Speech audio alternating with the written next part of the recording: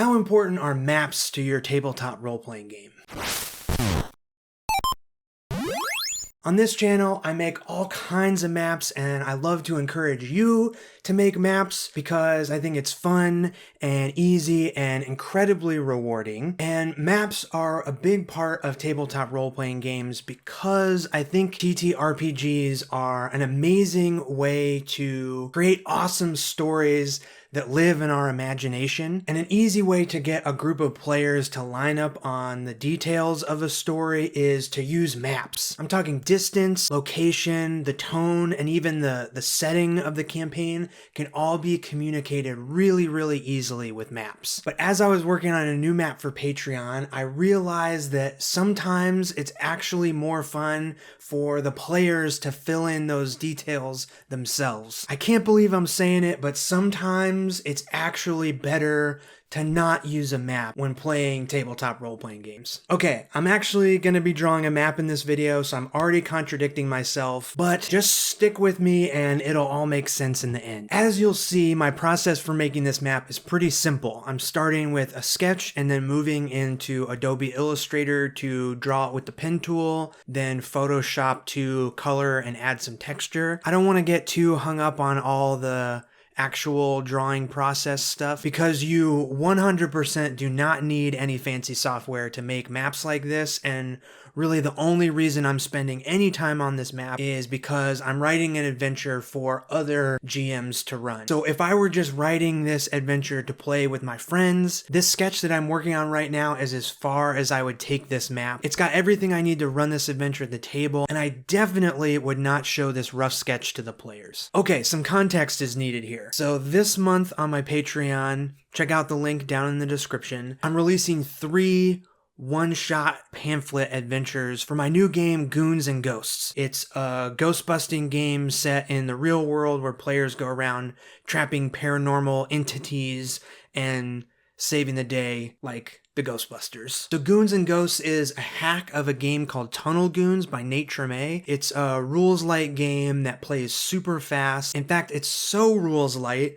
there are no rules about distance or movement speed or any of that stuff. And one of the big surprises while playtesting these Goons and Ghosts adventures is that those rules aren't needed at all. There's a reason they're not there. You know, if distance and movement came up in the game, it was really easy just to explain it like in the world, or better yet, just let the players decide how they wanted to handle it. So, you know, it's something like you see a phantasm floating at the end of the hallway. It hasn't noticed you. What do? And then they might say, I ready my particle thrower and sneak closer to get into range. Perfect. Make an action roll to see if you can sneak closer. And really, it plays out as simply as that. I guess if you're playing a game where the difference between 25 and 30 feet is important, maps can definitely be helpful. But if you're playing something that moves a little bit faster, letting that stuff just live in the player's imagination, however they decide to imagine it, works just as well. Okay, now let's talk about the setting. So I used to work at Target designing kids t-shirt graphics. I spent 8 years at that company, so I've always had this idea in the back of my head where basically I wanted to run an adventure where you get to explore the store like it's a dungeon.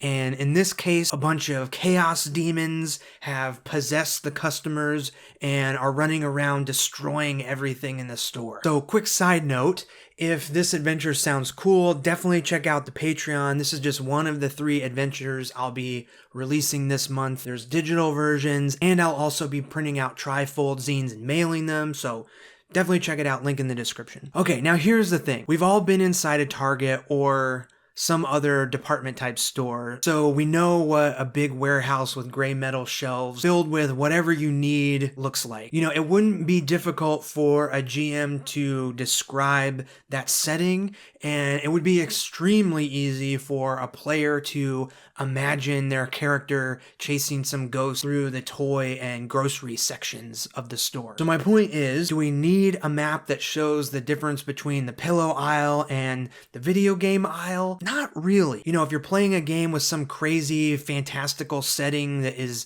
difficult to imagine, maybe having a map that is basically a visual aid that shows some of the details of that world would be helpful. But if you and your players are just exploring a standard underground dungeon, maybe you don't need a fancy map, when just a few words to describe the look and feel of the place would probably be enough. So like I said, this map I'm working on is for the GM. It's not a player-facing map. Part of this adventure is randomly rolling to see where these 3 chaos demons are causing trouble in the different sections of the store.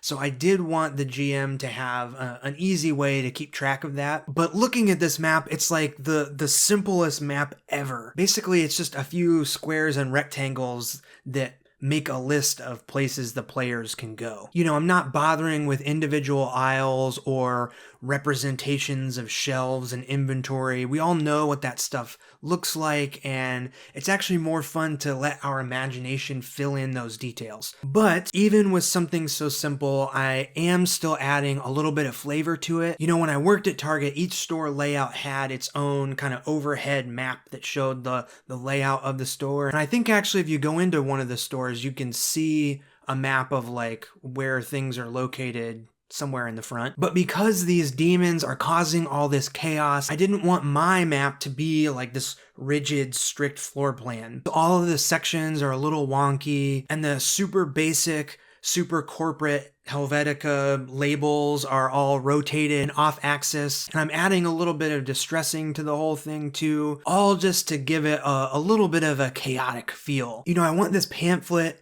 and the map to feel cool and designed even when it's so simple. But the players aren't going to see this map, and really they don't need to. The idea is just to let them play and let them build the map in their own imagination. Okay, so I really love making maps, and obviously I can't help myself. I just made a video about how maps aren't important while drawing a map in the video, but I want to know what you think.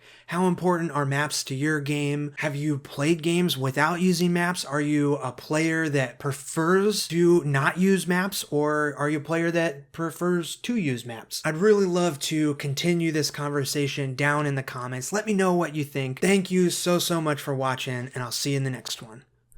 See ya!